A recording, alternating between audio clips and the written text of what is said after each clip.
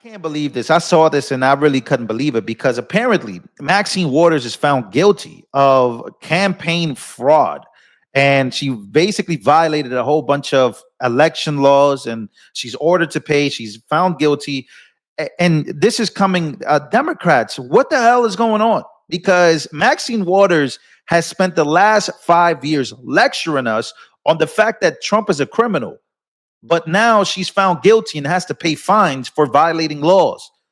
Again, these people would make you believe that they're the party of the saints, they're the party of doing the right thing, but now they're found guilty. This is a wild story, but I just want to know, like, we've been watching Maxine Waters for a very long time. She's an older individual, but the clock is ticking on a lot of these Democrats. They're all getting exposed day by day. And I told you guys, be patient because it's coming. So now Maxine Waters was found guilty for violating multiple election laws. She's ordered to pay. If she was Republican, she would be expelled from Congress and be under FBI investigation, looking at prison. The two-tiered justice system is a joke as far as what they do against Democrats versus what they do against Republicans. She should be censured. She should be kicked off Congress for violating laws that go. And again, this is a woman who has spent time and time again saying that Trump is an illegitimate president, that Trump stole the election. Meanwhile, she's over here committing all type of fraud. Yo, I'm telling y'all, Democrats are crazy. Wild. So again, let's just dive into here because it's a huge story, man. So Waters ordered to pay massive fine for violating campaign finance laws, right? It gets interesting. The campaign of Progressive California Representative Maxine Waters has been agreed to pay $68,000 fine after investigation revealed that it broke many election regulations. Only 60. Maybe that article is right. Maybe there is some type of two-tier system when it comes to Democrats and Republicans. The Federal Election Commission, FEC, stated in a batch of documents that longtime House lawmakers' 2020 campaign group, Citizens for Waters, violated many campaign finance regulations. And guess when this happened?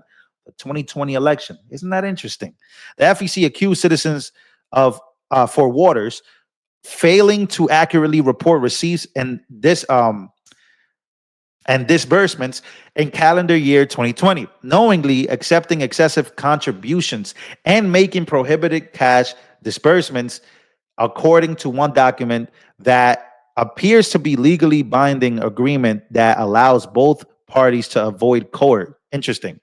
Waters' committee agreed to pay the civil fine as well as send it to treasurer to a commission-sponsored training program for political committees within 1 year to the effective date of this agreement. Respondents shall submit evidence of required registration and attendance at such event to the commission. The document said, according to the inquiry, Citizens for Waters took an inappropriate campaign contributions from seven persons totaling $19,000 in 2019 and 2020, even though the maximum allowed individually was only $2,800 of contribution. So the committee offloaded those excessive donations, albeit in ultimate fashion. The document said Waters' campaign committee also made 4 prohibited cash disbursements that were each in excess of $100, totaling $7,000, the FEC said. So I think they're hiding even more, in my opinion, from what the FEC has found here. But this goes down. Waters called on President Donald Trump to investigate, potentially deport First Lady Melania Trump during anti-Doge protest. Remember who she is. Remember what these people are. The Democrats. She literally called to investigate and potentially deport First Lady Melania Trump, right? Melania, she basically called for the First Lady to be deported. I remember seeing that clip. Clips of the rant went viral as Waters suggested that the First Lady's citizenship status, she's been a U.S. citizen since 2006, should be scrutinized as means of pushing back on the president's executive order eliminating birthright citizenship.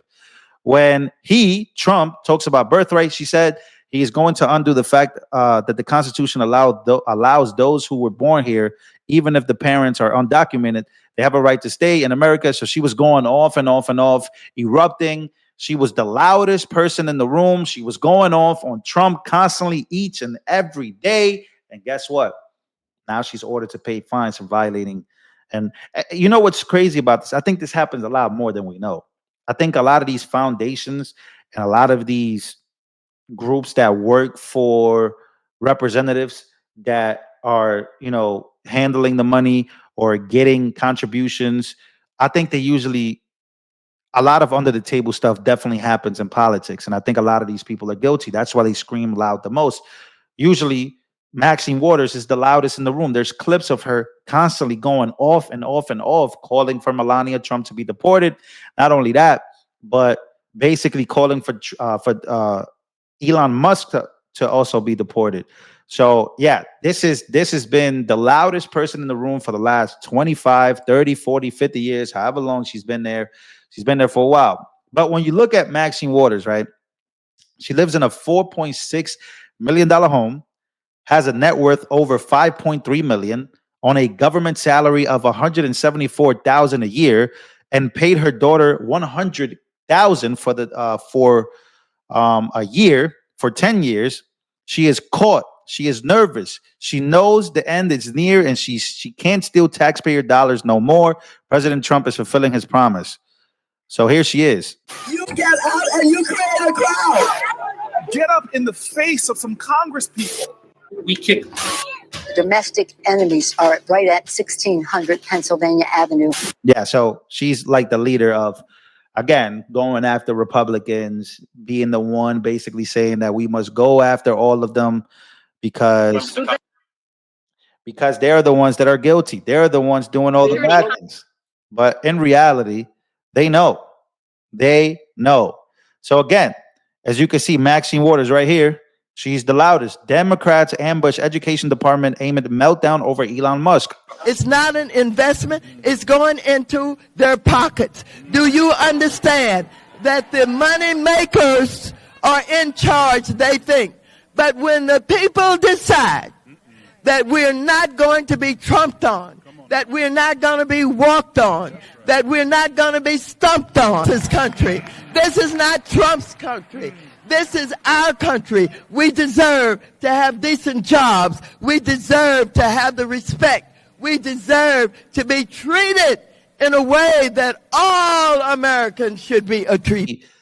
Anything that has to do with Trump or Musk in the last 10 months, she's been like one of the main leaders of constantly telling Democrats why we should vote out, eventually, vote out and make sure that the Trump administration gets, out, right? Like no more JD Vance, no more of this Trump MAGA world, right? We've seen her call for violence as well. So she's always been the loudest in leading these activists to go after Trump supporters.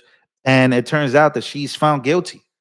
These people are as guilty. Her grift is up. And it's crazy because like her and even Republicans to a degree, many of these politicians live in multi-million-dollar homes, $3 million home, $4 million home, on a government salary, tax-paying salary of $174,000 a year. I remember they were trying to get it up to $215,000. That didn't really work out. So yeah, judge has ordered them to pay. This is very loud. This is out loud. We're making videos about this because they are very loud. They are very loud.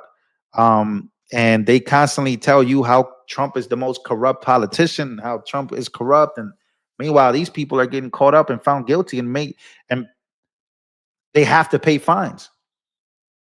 They're the ones that gotta pay these fines. Meanwhile, they're yelling, we must go after them. Elon Musk is corrupt. Doge is corrupt. And meanwhile, you're the one that's really corrupt. You're the one that's loud, but I'm guessing you're loud because you're the most corrupt. The loudest in the room seems to always be the one that's the weakest, the one that's hiding the most, especially in politics. So yeah, Maxine Waters. What else? What else is coming out? Let's see.